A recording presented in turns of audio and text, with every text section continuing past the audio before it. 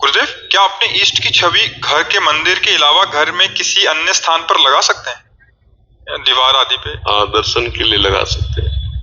हम अपने कमरे में ऐसे लगाए हुए हैं जो हमारे गुरुदेव, इष्ट देव, तो छवि और संत महात्माओं की भी जो है वैसे उठे तो उनके दर्शन हो रहे हैं, उनकी स्मृति आ रही है। इसमें दिशा क्या था, कुछ ऐसा नहीं किसी भी दिशा में लगा सकते? हाँ, हर कोई ऐसी दिशा बताओ जिसमें भगवान ना हो। सब में है ना। अरे सब बाहरी बातें कहो सो कहा जहां प्रभु ना है। कोई दिशा ऊपर नीचे कहीं ऐसी कोई जगह जहां भगवान ना हो। सर्वत्र भगवान है, सर्वत्र। क्या गुरुदेव की चरण पादुका जी साथ में लेकर धाम की परिक्रमा लगा सकते हैं? हाँ, लगा सकते हैं। अभी श्री सीताराम ओंकारनाथ जी के जो परिकर के आए थे वो तो हर समय पादुका ले रहे थे, छाती से लगाए रहते, कहीं भी जाए। और श्री सीताराम ओंकारनाथ जी अपने गुरु जी की पादुका छाती में ही बांधे रहते थे। तो ऐसा कर सकते हैं, वो तो बड़े भाग्य का विषय है। महेश जी दिल्ली से। राधे राधे महाराज। राधे राधे महाराज जी। महाराज जी, भक्ति और मुक्ति में क्या अंतर है? भक्ति में और मुक्ति में ऐसा समझ लीजिए, दो चीटा एक बोरे में लगे थे चीनी के, और एक बोरे में जब चीनी पलटाई गई तो वो चीनी के साथ जाकर के कड़ाह में चीनी बन गया, और एक बोरे में किनारे लगा हुआ आराम से चीनी को पा रहा है। तो वो है मुक्ति, वो चीनी बन गया। और ये है भक्ति की चीनी का रसास्वादन कर रहा है। भक्ति में भगवान का दास भाव से, सख्य भाव से, कांता भाव से, वात्सल्य भाव, अपने अपने भाव से स्वाद लिया जाए, आनंद में। और ज्ञानी क्या है, वो ब्रह्म बन गया, ब्रह्मविद ब्रह्मैव। बिल्कुल सरल भाषा में तुम्हें बता रहे। मोक्ष का मतलब है जीव का अस्तित्व खत्म, और वो जैसे तरंग जल हो, समुद्र बन गई।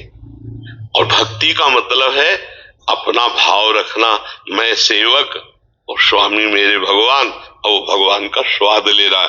और इतना तन्मय हो गया कि अपना विस्मरण हो गया, केवल भगवान रह गए, पर वो प्रेम में डूबा रहेगा, और उसका अस्तित्व ही खत्म हो गया। वो तरंग जल में लीन हो गई, वो बूंद समुद्र में खो गई। ये है मोक्ष, ब्रह्म में लीन हो गया, खत्म, अस्तित्व ही खत्म हो गया। समझ पा रहे आप? मोक्ष और भक्ति में इतना अंतर है। जब भक्ति का स्वाद मिल जाता है तो मोक्ष तक का जो ब्रह्म ज्ञानी जन महापुरुष है उसका त्याग करके भक्ति को स्वीकार किए। श्री सुखदेव जी मोक्ष पद में प्रतिष्ठित महापुरुष है, लेकिन श्री भगवान की 18,000 श्लोकों से युक्त श्रीमद् भागवत की लीला गायन करते रहते हैं। भगवान शंकर मोक्ष प्रदान करने वाले हैं, पर वो भी भगवान की अमृतमयी कथा कहते रहते हैं और नाम जप करते रहते हैं। सनकादि भगवान के ब्रह्म स्वरूप को पूर्ण ज्ञान है, पर हरिशरणम हरिशरणम, और भगवान की इसलिए भक्ति रसास्वादन में श्रेष्ठ है, रसास्वादन में भक्ति श्रेष्ठ है। तो भगवान शंकराचार्य जी ने भी कहा है, स्वरूपानुसंधान भक्ति रेव करियसी, भक्ति सर्वश्रेष्ठ। क्योंकि भगवान के स्वरूप का भी ज्ञान हो जाता है, भगवान के प्रेम में डूबना होता है, और मोक्ष में उसी में मिल गया। तो जैसे बूंद समुद्र में मिल गई तो अब मिल गई।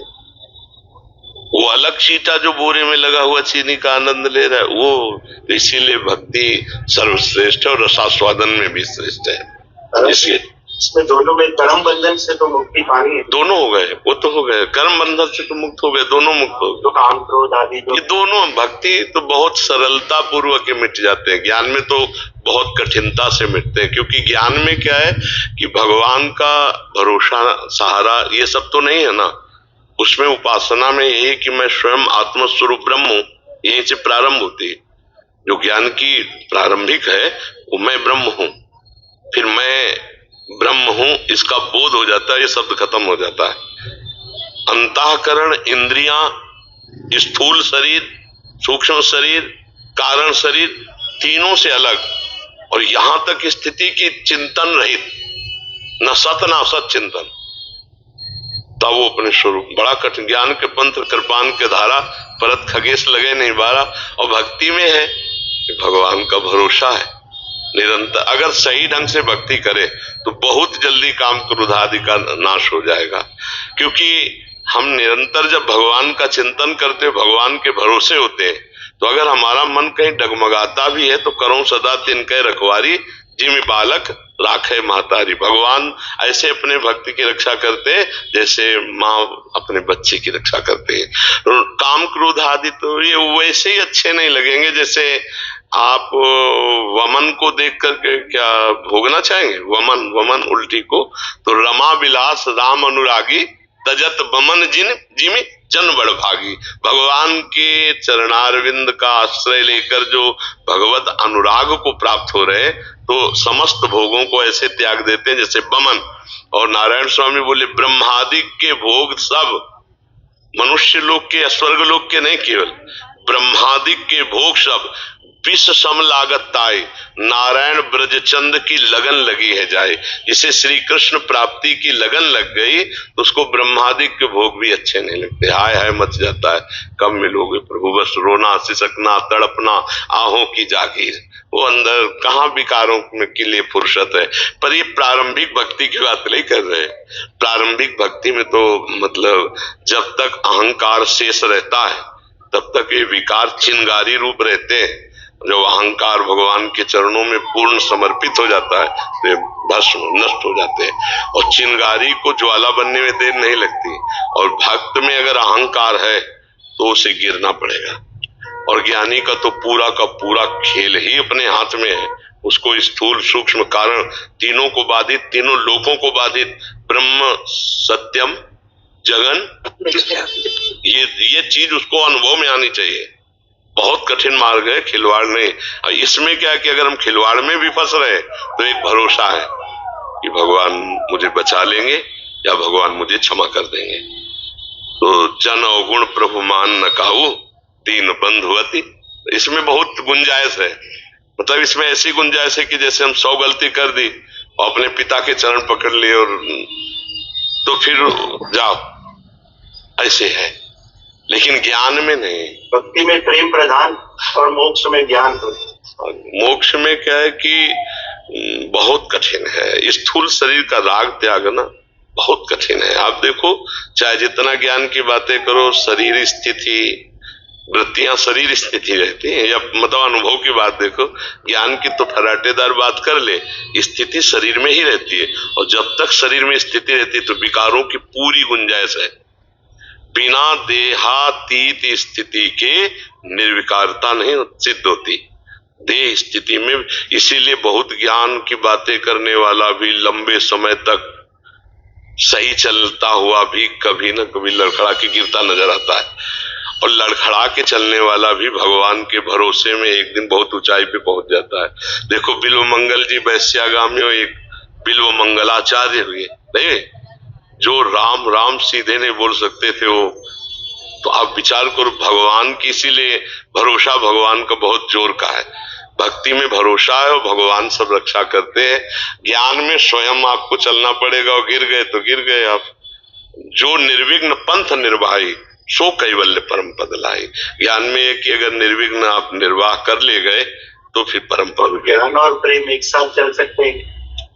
एक ही स्वरूप है, उसमें थोड़ा भाव इतना कि ज्ञान में मैं की सिद्धि ज्यादा होती है और प्रेम में तू की सिद्धि होती है। और माया मैं तू दोनों को लेके चलती है। हाँ, समझ पा रहे? मैं तू को लेके चलती है माया, और ज्ञान मैं को लेके चलता है। अयम आत्मा तत्वमसि अहम ब्रह्मास्मि। समझ रहे? और भक्ति तू ही तू है, यहां भी तू है, बाहर भी तू है, जिधर देखता हूं तू ही तू है। समझ रहे? तू की सिद्धि, हरि की सिद्धि भक्त की होती है, और मैं की सिद्धि ज्ञानी की होती है। मैं और तू दोनों माया कर सकते हैं। आप समझ पा रहे? हाँ, ज्ञान में आत्मरति होती है, भक्ति में हरि रति होती है। ज्ञान में हरि गोविंद कृष्ण जो है मेरी आत्मा ही है, वही मैं हूं। इसलिए वहां द्वैत नहीं है। भक्ति में अद्वैत स्थिति होते हुए भी द्वैत है। द्वैत से अद्वैत और अद्वैत से द्वैत, ये थोड़ा ज्ञान के भी आगे की स्थिति है। भक्त को क्या स्वरूप बोध नहीं होता? देह भाव में थोड़ी रहता है, भक्त को भी तो स्वरूप बोध होता है। ईश्वर अंश जीव अविनाशी चेतन अमल सहज सुख राशि, भक्त को स्वरूप बोध होता है। और सर्वम खलमिदम ब्रह्म जो ज्ञानी को होता है भक्त को भी होता है। सी राम में सब जग जाली, होता है कि नहीं होता है? तो वो देख रहा है मैं को सर्वत्र, और ये देख रहा है सी राम को सर्वत्र। वही हमने आपको बात कहा कि ज्ञान की सिद्धि मैं और भक्ति की सिद्धि तू, और माया का चरित्र मैं और तू, मैं और मोर तोरते